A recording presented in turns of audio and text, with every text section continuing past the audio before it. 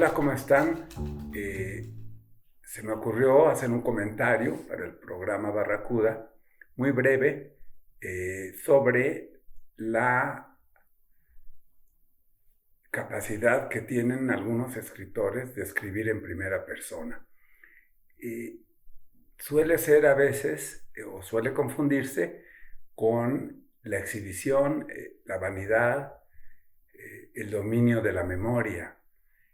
Pero creo que es muy difícil saber cuando un escritor desea exhibirse o desea ocultarse.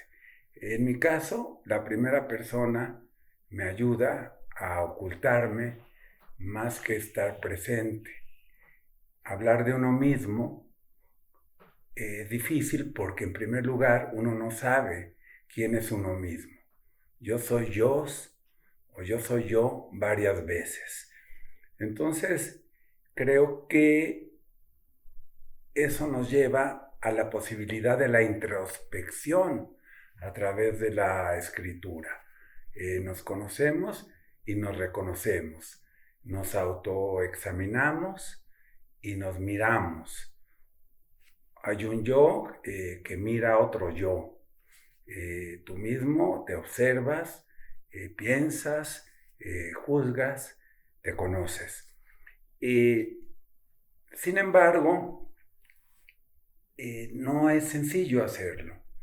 Requieres hacer migas o tener amistad con el lenguaje, tener cierta gracia para narrar y sobre todo no ser aburrido, ¿no?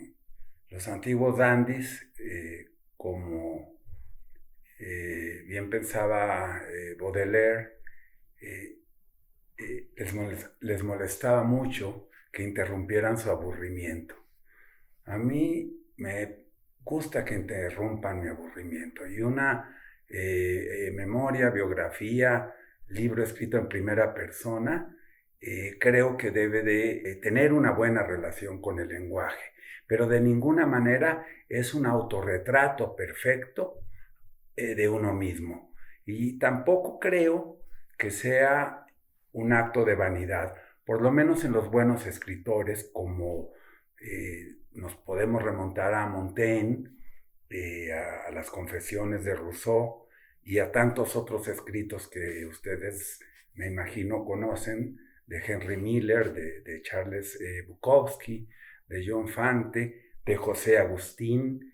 Me viene a la cabeza esta novela muy personal de Edmundo, el escritor cubano, Memorias del Subdesarrollo, que yo les recomiendo ampliamente. Thomas Bernhard, por ejemplo, y muchísimos más. Un mal escritor que se intenta retratar a sí mismo y a exhibirse, pues es como la lepra.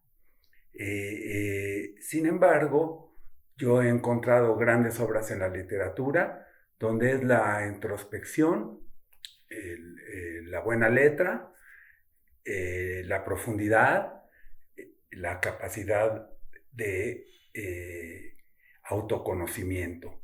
Y finalmente, cuando uno escribe acerca de sí mismo, se convierte en un espejo.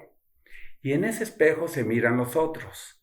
Y los otros, a través de nuestra escritura, a través de el trabajo de los escritores, también se reconocen, también discuten con su propia persona y su mundo se amplía, ¿no? Entonces, es un tanto frívolo decir que el que escribe en primera persona está solo elaborando un retrato o exhibiendo su persona.